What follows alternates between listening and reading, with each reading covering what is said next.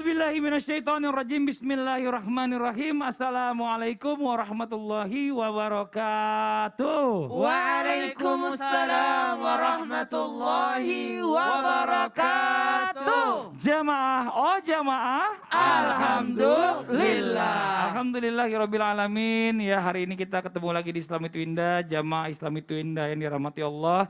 Allahumma sholli ala sayyidina Muhammad wa ala ali sayyidina Muhammad. Ini buat jamaah yang ada di rumah, pernah merasa nggak hidupnya tuh kayaknya sempit banget. Ibadah tuh nggak ada yang namanya nikmat-nikmatnya. Bahkan rumah tangga itu kayaknya suasana itu aduh apa ya, kok nggak ada kenikmatan lagi. Banyak hartanya tapi kok nggak bisa dinikmatin. Nah jangan-jangan nih ada maksiat yang kita lakukan tanpa kita sadari. Sehingga menghilangkan semua kenikmatan yang ada di dalam hidup kita. Dan hari ini nih sama-sama kita bahas, mudah-mudahan bisa jadi pelajaran buat kita semua. Tema kita pagi hari ini adalah 8 kemaksiatan yang menghilangkan kenikmatan. Nauzubillah summa nauzubillah. Nah hari ini saya mau kasih lihat dulu sebelum dibahas sama guru-guru kita, ada sebuah tayangan ya tentang sholat. Sholat kok ria? Ini dia tayangannya. Sebentar, ini kan Ustadz Yusuf nggak ada. Harus ada yang jadi penggantinya. Nih, minimal dia pernah nyantri. Ada yang pernah nyantri nggak di sini? Nggak ada. Kamu aja yang jadi imamnya, kamu aja. Ya udah kalau gitu, mohon maaf, saya aja yang jadi imamnya ya.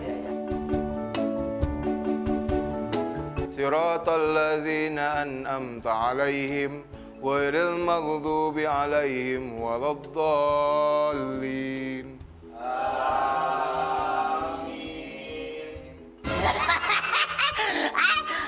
Yang gede. Aduh. Bacaannya jangan yang biasa dong. Al-Baqarah yang panjang, biar orang-orang itu tahu kalau kamu itu lulusan pesantren. Orang-orang nggak menilai kamu omong kosong. Kamu tuh lulusan pesantren, bacaannya yang panjang. Al-Baqarah, ya, ayo.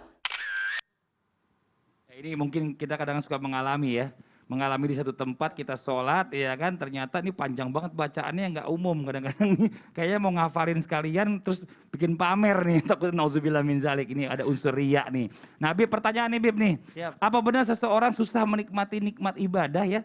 Atau tidak khusus setiap ibadah, katanya dia ini telah melakukan sebuah kemaksiatan. Nah mungkin bisa jelaskan nih kemaksiatan yang seperti apa nih Bib nih? Mungkin contohnya. Baik. Silakan Bib, tafadhol. Baik, mohon izin Bang Fadli, mohon izin guruku Ustadz Maulana, Ustadz Syam.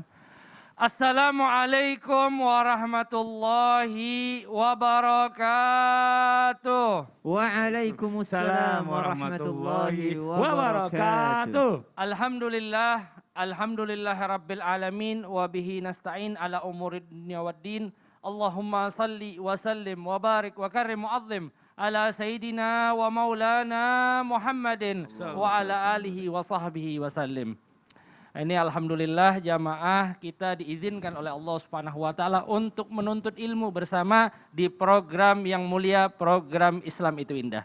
Dan kita harus ketahui bahwa ada kemaksiatan-kemaksiatan yang perlu kita hindari agar kita merasakan kenikmatan di dalam ibadah, agar kita merasakan kenikmatan di dalam berumah tangga dan lain sebagainya. Yang pertama adalah riya. Maksiat riya ini adalah yang menghempaskan daripada nikmat-nikmat beribadah. Bahkan Nabi Muhammad SAW beliau menjelaskan bahwa riya ini merupakan asyirkul khafi, syirik yang tersembunyi. Karena apa? Karena dia menyekutukan Allah Subhanahu wa taala tanpa dia sadari. Mahwa riya? Apa itu riya? Ar-riya huwa al-amalu li ghairillah. Orang yang beramal kepada selain Allah. Padahal di dalam sholat kita selalu diajarkan. Di dalam sholat kita biasanya baca doa awal itu doa apa? Doa al-iftitah. Apa dalam doa iftitah? Inna sholati wa nusuki wa mahyaya wa mamati lillahi rabbil alamin. Ya Allah, sesungguhnya sholatku, ibadahku, hidupku, matiku hanya bagimu ya Allah. Maka apabila seseorang melakukan ibadah tapi bukan kepada Allah Subhanahu wa taala tujuannya, maka tidak akan merasakan nikmatnya ibadah tersebut. Dan bukan hanya salat, bisa jadi di dalam sedekah, zakat, haji dan lain sebagainya, ibadah riya ini selalu aja ada. Nah, bagaimana cara kita agar menghindari daripada sifat riya tersebut? Cara-cara kita di antara tanda-tanda seseorang. Karena riya ini lawannya adalah ikhlas. Riya zidduhu al-ikhlas. Riya ini lawannya ikhlas. Mahwal ikhlas? Ikhlas adalah al-amalu li ajlillah. Beramal karena Allah. Analoginya seperti apa? Analoginya seperti surat Al-Ikhlas. Surat Al-Ikhlas tidak ada nama Al-Ikhlas di situ. Tapi subhanallah surat tersebut dinamakan Al-Ikhlas. Kenapa dia dinamakan Al-Ikhlas? Al-Ikhlas itu diambil daripada kata khalis yang berarti murni. Murni ibadah tersebut, murni zikir tersebut, murni sedekah tersebut hanya kepada Allah Subhanahu wa taala. Nah, kita juga nih lagi taklim di pagi hari ini, kita berharap mudah-mudahan taklim kita ini hanya karena Allah Subhanahu wa taala. Dan juga tanda-tanda orang yang ikhlas diantaranya apa? Dia cepat lupa terhadap amalan tersebut. Jadi enggak mengingat-ingat amalan tersebut. Apakah dia pernah bersedekah? Namanya enggak mau disebut. Dan juga apa? Tanda-tanda orang yang ikhlas diantaranya apa? Diantaranya dia hanya mengharapkan pahala kelak di akhirat. Dia berharap mudah-mudahan Allah Subhanahu wa taala ganjar daripada sedekahnya, ganjar daripada sholatnya, ganjar daripada hajinya, nanti di akhirat bakal dibalas oleh Allah Subhanahu wa taala. Dan juga di antara tanda-tanda orang yang ikhlas adalah istiwa udzammi wal madah. Di hatinya nih kalau seandainya dipuji sama, kalau dicela sama. Nah, itulah tandanya orang yang ikhlas. Allahumma rzuqnal ikhlas. Mudah-mudahan Allah berikan kepada kita sifat ikhlas. Amin ya rabbal alamin. Amin amin ya rabbal alamin. Jazakallah khairan katsiran. Jadi bicara masalah tentang riya ini ya sesuatu yang berbahaya banget ya. Kelihatannya kayaknya apa? Virus nampak gitu, tipis-tipis doang Virus gitu ya. ini. Iya. Virus bagi ibadah gitu. Nauzubillah min zalik. Nah, sekarang kita lanjutkan lagi buat jamaah yang ada di rumah nih ya. Kita masih punya tayangan lagi tentang suami istri yang menjadi dukun untuk penggandaan uang. Nah, ini dia tayangannya nih. Nipu korban ini sampai berapa juta, Pak? Itu bertahap, Pak. Pertama ya 1 juta itu, kedua saya lupa entah 2 juta, entah 2,5, totalnya semua yang di saya 6 juta. Sambil untuk beli alatnya, di ibunya total semua 11 juta sama yang dari saya, diterima saya 6 juta.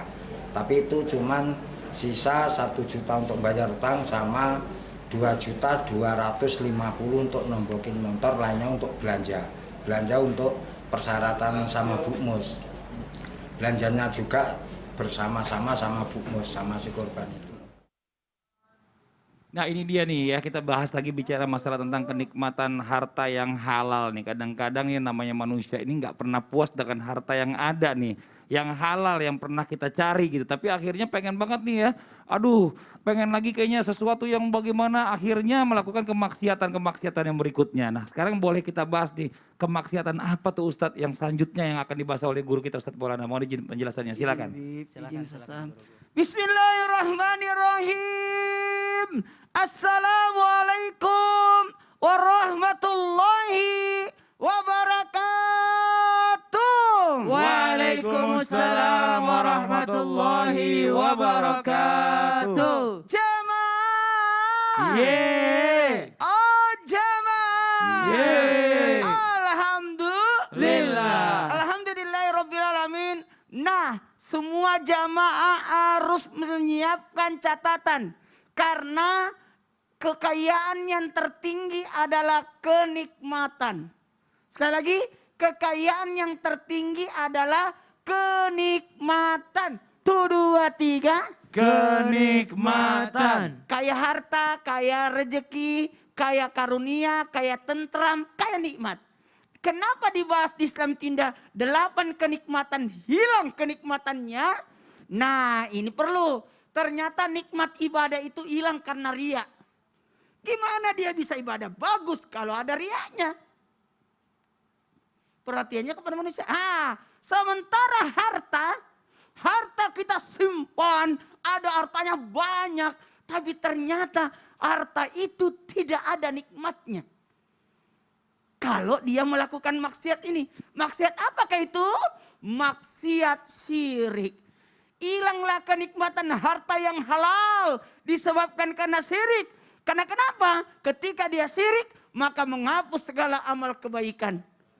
Kasihan ini, dia beramal baik, dia beribadah, bersedekah, tapi dengan jalur syirik kepada Allah. Dia baca-bacain dulu, mantra-mantrain, baru dia bagi-bagiin. Tidak ada pahalanya. Harusnya dia sedekah berpahala. Harusnya kasih makan anak berpahala. Apalagi segala perbuatannya tidak bermanfaat. Sekiranya, maaf saya pinjam kata-kata ini, ada orang memiliki keimanan, maka setiap apa yang dilakukan bernilai pahala, menghasilkan pahala.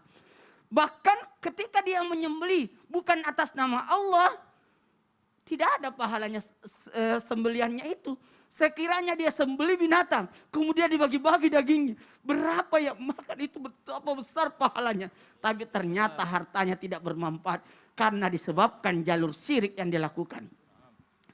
Nabi Muhammad SAW bersabda, sesungguhnya setiap umat memiliki ujian. Dan ujiannya umatku adalah harta. Jadi sebenarnya Rasulullah tidak ibaratnya tidak memikirkan buat kita, meresahkan kita masalah harta. Karena umat Nabi itu makin kaya, makin kaya, makin kaya, makin kaya. Iya, yang dirasakan Nabi cuma ya itu. Apakah mampu menjalankan hartanya dengan baik atau tidak. Dulu itu satu TV, satu RW. Kita nonton bareng. Sekarang TV, satu rumah mungkin ada 4 TV-nya setiap kamar. Jadi itu harta itulah yang membahayakan kita sebenarnya. Bahkan ada orang tadi itu di PT tadi sebelumnya menggandakan harta, datang ke dukun, minta ini, minta ini. Itu tidak ada kepuasan. Maka tidak adalah 2 ekor serigala yang lapar yang dilepaskan di tengah sekumpulan domba lebih merusak daripada ketamakannya seorang kepada harta dan kedudukan pada bagi agamanya. Hati-hati. Kalau orang sudah ada kerakusan harta, aduh, ingat Qarun, ingat Sa'labah.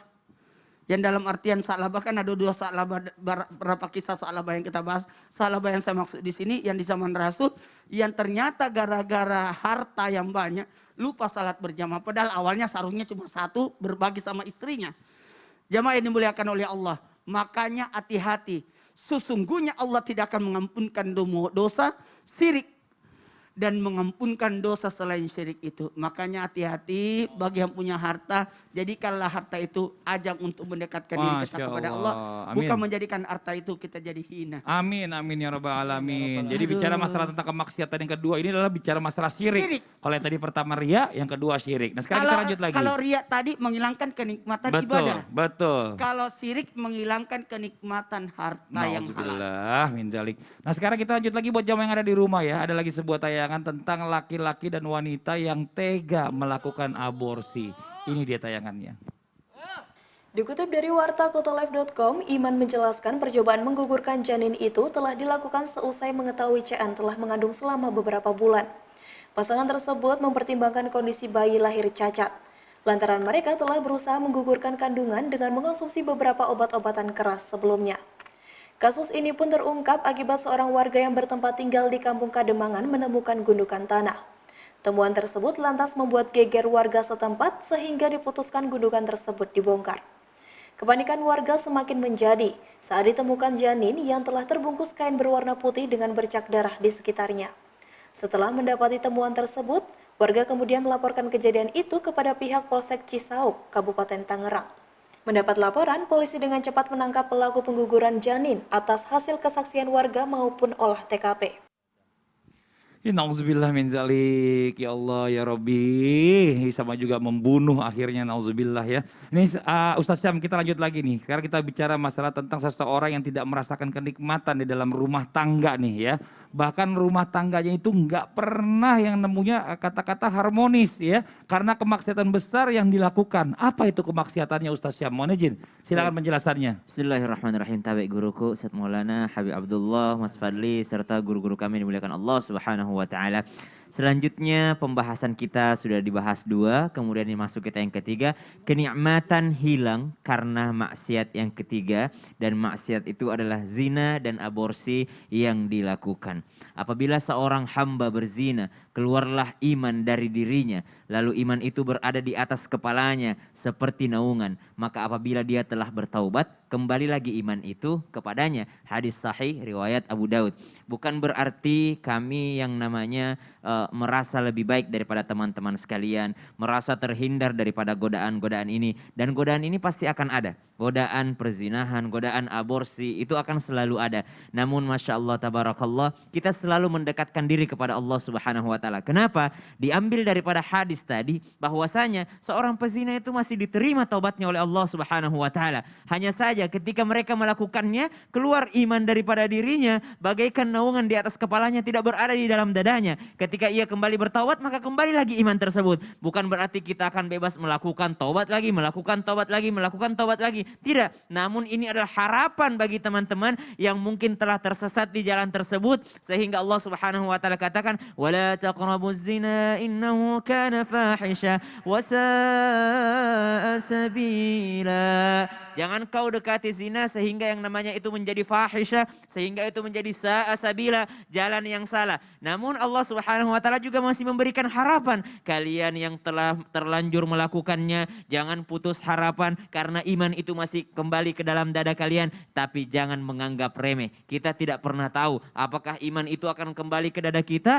ataukah iman itu belum kembali lalu kita meninggal dunia. Lalu kita kembali menghadap kepada Allah Subhanahu wa Ta'ala. Namun sangat-sangat ditekankan hari ini jamaah sekalian dan teman-teman milenial yang dimuliakan Allah Subhanahu wa Ta'ala, bahwa ketika kita telah melakukannya berarti akan ada kenikmatan yang hilang. Kenikmatan apa itu yang hilang? Kenikmatan keharmonisan seperti yang dibawakan tadi Mas Fadli, hilangnya keharmonisan rumah tangga. Bukan berarti kita melihat, tetangga saya juga pacaran lama, harmonis-harmonis aja sampai sekarang rumah tangganya, kayaknya dia dulu teman saya kok, sahabat saya dulu kok, dia dulu zina juga sama sekarang yang sekarang menjadi istrinya, tapi kok harmonis-harmonis aja. Iya, karena dia telah bertaubat mungkin kepada Allah Subhanahu wa Ta'ala, atau mungkin dia berdua sudah kembali kepada Allah Subhanahu wa Ta'ala. Namun teman-teman sekalian, jamaah yang dimuliakan Allah Subhanahu wa Ta'ala, jangan kita anggap remeh hal yang satu ini. Kemudian Allah Subhanahu wa Ta'ala memberikan kita larangan-larangan yang selanjutnya, yakni larangan aborsi. Aborsi ternyata sudah ada sejak zaman dahulu kala. Sehingga ketika Islam datang, Al-Quran turun, lalu ada 2 ayat yang dengan redaksi yang berbeda namun dengan makna yang sama. Ba'da naqul a'udzu billahi minasyaitonir rajim. Wala taqtulu auladakum khasyata imlaq.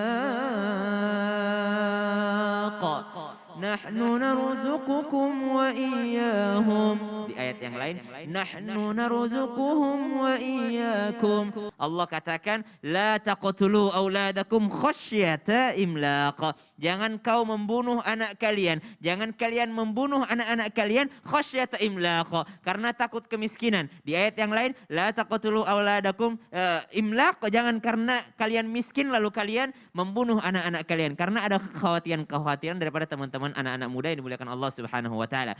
Maka ketika kita telah melahirkan, ketika sudah terlanjur berbuat demikian, belajarlah kita bertanggung jawab. Jangan karena satu dosa kita melanjutkan dengan dosa yang lainnya. Jadikan maksiat kita itu maksiat yang terakhir.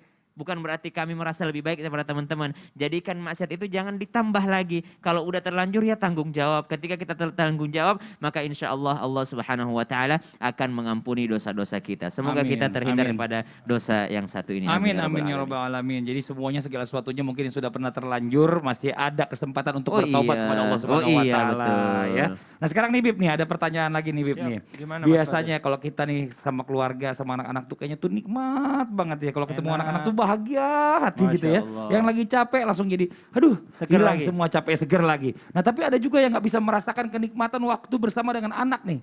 Anak maksiat apa yang pernah dia lakukan yang bisa menyebabkan ini nih Bib nih? Siap. Ini maksiat apa ya? Maksiat apa Bib? Nanti aja. Nanya lagi sama saya. Nanti aja. Maksiat apa sih? Nanti aja. Yang menyebabkan karena kebersamaan sama anak hilang. Ya Allah, mudah-mudahan kita nggak begitu ya. Khususnya jamaah Islam itu indah. Masya Allah. Nanti aja kita Nanti jelas. aja, nah, sekarang. Ya penasaran kita, Bib. Ya udah deh, Nggak apa-apa yang di ya, rumah gini nanti. aja ya. Jangan pindah-pindah channel. Kita akan segera kembali lagi, tetap di Islam itu indah. Jamaah, oh jamaah. Alhamdulillah. Bocorannya, non.